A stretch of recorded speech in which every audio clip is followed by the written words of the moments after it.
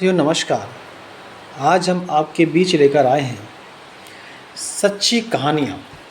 वो कहानियाँ जो स्वतंत्रता संग्राम के दलित क्रांतिकारियों से जुड़ी हुई हैं, उनके जीवन से जुड़ी हुई हैं। उन्होंने देश के लिए क्या योगदान किया, क्रांति में उनका क्या भागीदारी थी, इसको लेकर हम इस सीरीज में काम करेंगे।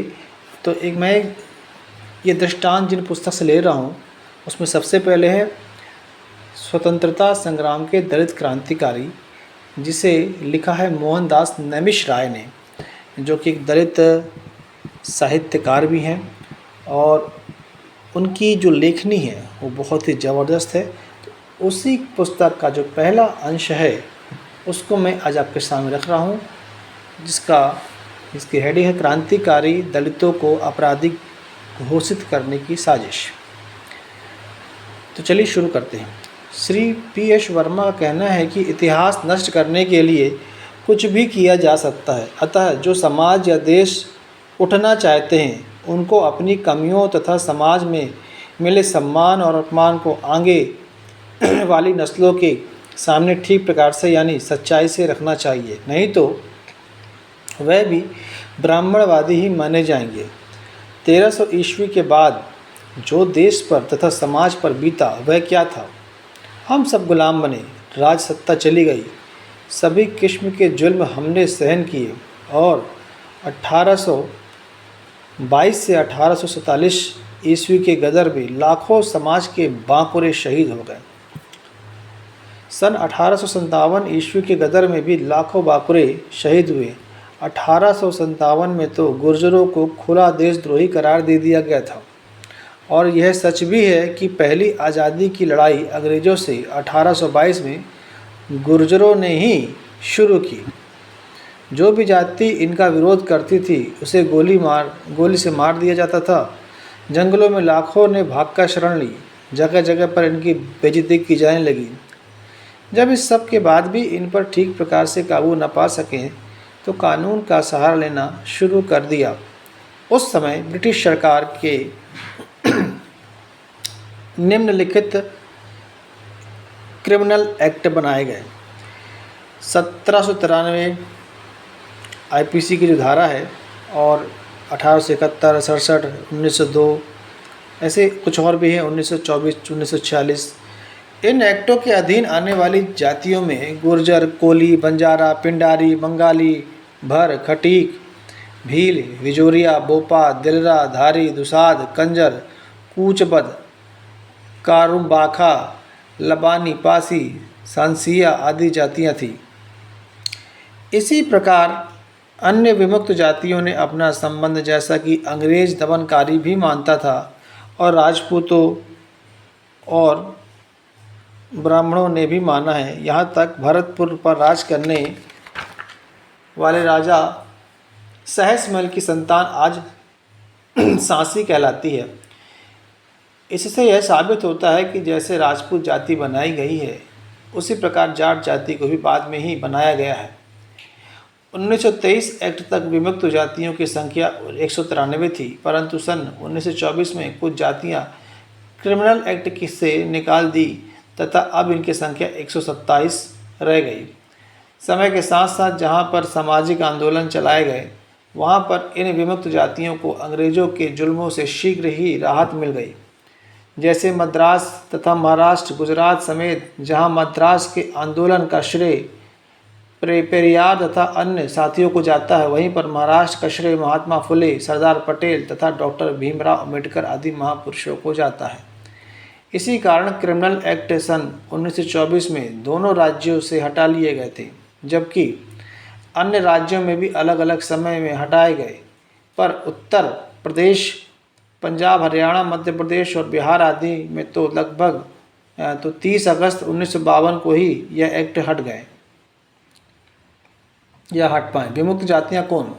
ऐसी जातियों को जिनमें पूर्वज आज़ादी के लिए अंग्रेज़ों से 100 वर्ष से भी अधिक समय तक लड़ते रहे, विमुक्त जाति कहते हैं। अब देखिए बिल्कुल नई परिभाषा है। हम लोग क्या समझते हैं विमुक्त जातियाँ? घुमक्कड़ जातियाँ, जानते नहीं कुछ, जिनको वो जातियाँ विमुक्त जातियाँ हैं जो कई जातियों से जो अलग हैं। जिनकी पहचान नहीं है।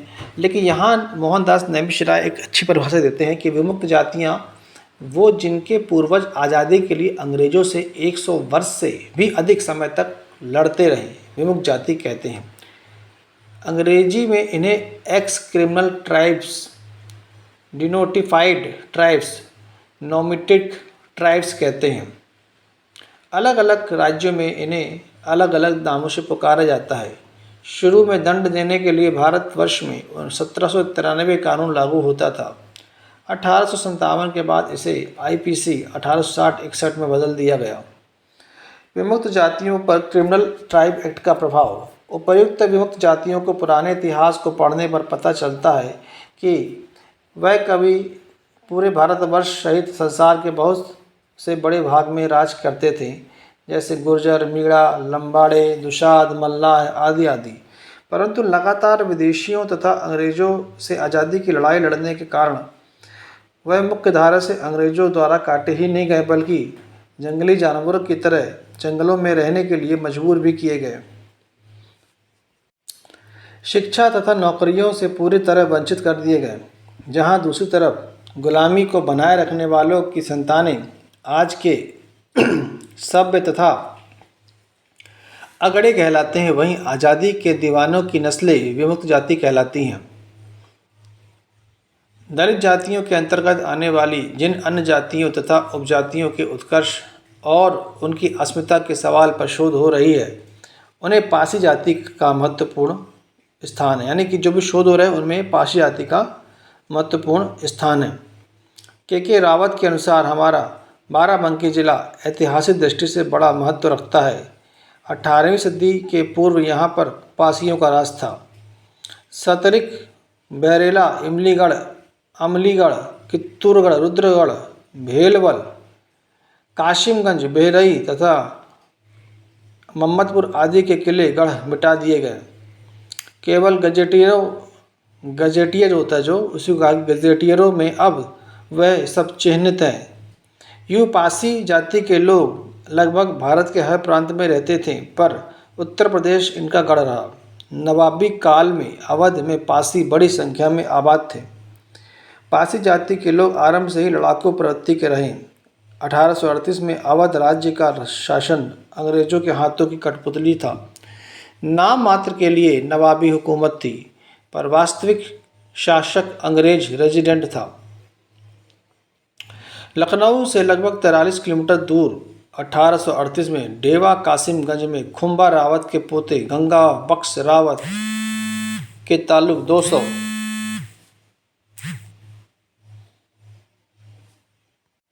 गांव थे। यह पासियों का शक्तिशाली इलाका था।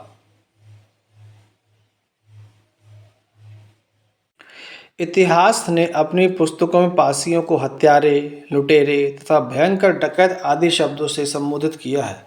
मार्टिन गुबिन्स ने अपनी पुस्तक अवध में विद्रोहियों का लेखा, ये मार्टिन गुबिन्स ने लिखा है, अवध में विद्रोहियों का लेखा, एन अकाउंट ऑफ मटिंग इन अवध में पासियों का उल्लेख करते हुए उन्हें भयंकर डाकू बताते हुए अपनी रिपोर्ट में यह भी लिखा कि 1857 के विद्रोह में पासी लोगों के अलावा किसी अन्य जाति ने वैसी महत्वपूर्ण भूमिका नहीं निभाई।